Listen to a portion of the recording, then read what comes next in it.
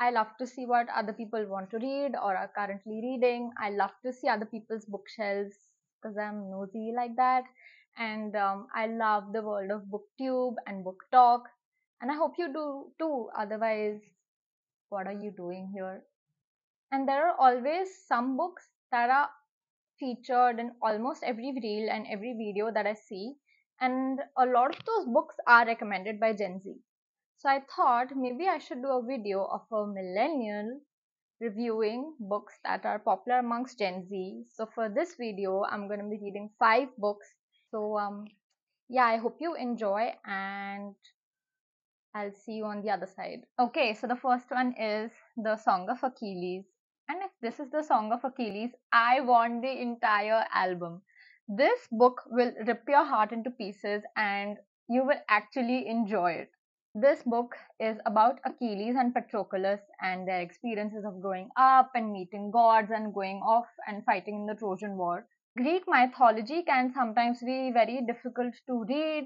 It can seem elitist, but I promise you, you will enjoy reading this book because every concept, every myth, every character is a self contained concept and character in this book. So it's okay if you've never really read any Greek mythologies or if you don't know any Greek characters or concepts because this will explain everything about love and war and friendship. And yeah, I really love this book. We started off very strong.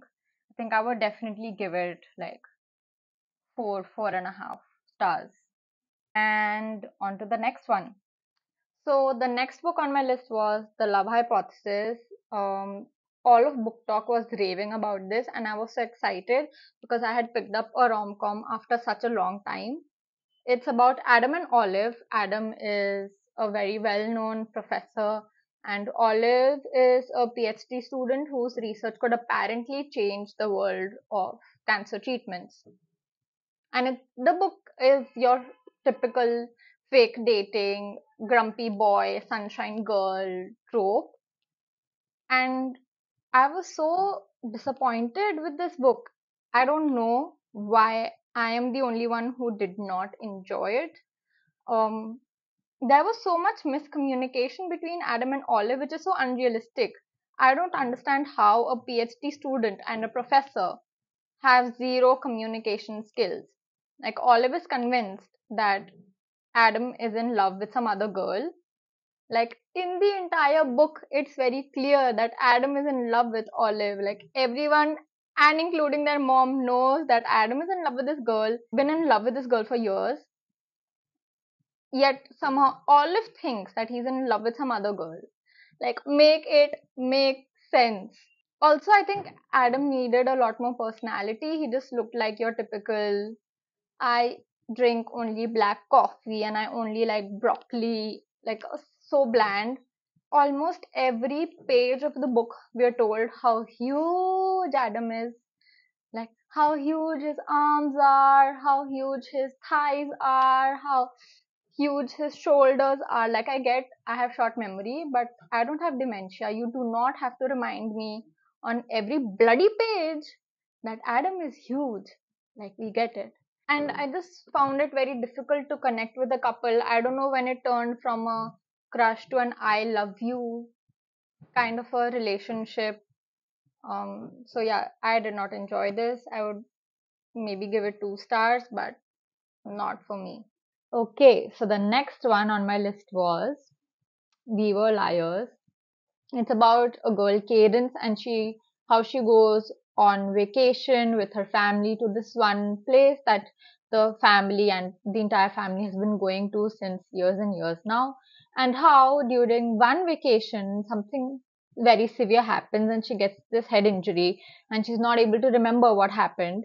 And in the entire book, you can sort of understand that there is like a twist coming up, but oh my god, like I could not see it coming. Like, when I actually read the twist, I had to go back and be like, did I read it right? Oh my god, like I honestly did not see it coming. So great. I read on Goodreads that a lot of people did not like the way it was written, and I think the author did it on purpose. There are fragmented sentences, sometimes the reading is sometimes the writing is very fast, sometimes it's very slow. And like I said, I think she did it on purpose because we are getting to know everything, like we're unraveling everything with cadence. So those fragmented sentences just show how her brain was operating at the time and how she was thinking. So, and initially, yes, it's a little discomforting. You don't really enjoy that reading experience. But I think once you know why the author did it, it all makes sense. I would definitely give it like 4 stars. And on to the next one. So the next book on my list was They Both Die at the End. First, can we please talk about the cover and the title? The cover is gorgeous. I love the orange. And the title, I mean, it's very interesting that we as a reader get to know the ending of the book even before we begin reading it. And I have to say, the author did a great job of keeping the reader engaged, and it definitely was a page turner, and I finished it very, very quickly. It's about a parallel universe where you get a call telling you that you're about to die anytime in the next 24 hours, and this is a good opportunity for you to tie loose ends and say goodbye to your loved ones. And this book follows the story of two young boys, Matteo and Rufus, and how they meet through an app which is designed for people who receive these calls. It's basically like a very depressing version of Tinder. So, because Rufus and Matteo don't have anyone else they can spend the last day with, they end up matching on this app and decide to spend that day together. And of course, they end up falling in love. I really enjoyed the concept of this book. I feel like the concept could have been used in such other interesting ways to explore human emotion or like situations. What if you are a new parent and you've gotten this call about your very young child? Or what if they want to get in touch with your partner, but your partner is on a long flight and you're the one who gets the call that this is about to happen? I feel like this story and this concept could have been used in such different ways, but I think maybe because it was marketed as a YA novel, they chose to go with a young love story. But I do like the Latino, I do like the bisexual representation in this book. I think a lot of people who are in that age group might really relate to the characters.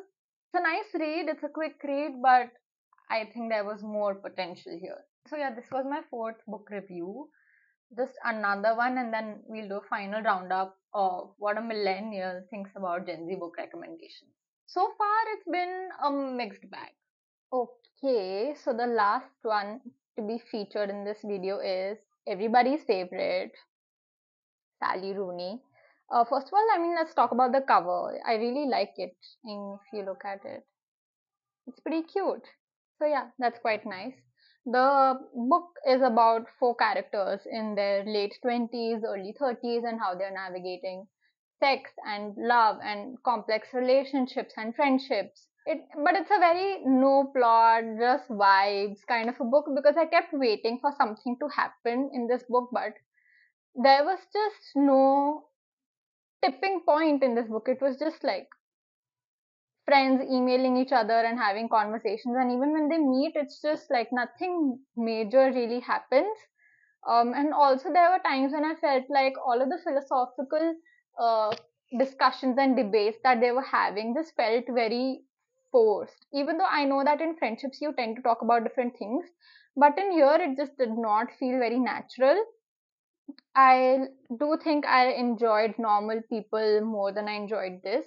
I think I would give it like 3 stars. So yeah, this was my review on all of the books that have been really trending on Book Talk and like in general amongst Gen Z. As a millennial, I think Gen Z enjoys like a little twist. They enjoy some sadness and maybe some tears. So yeah, please let me know if you have any other recommendations or if there's anything else you'd like me to read. And yeah, I'll see you soon. Thanks for watching. Bye.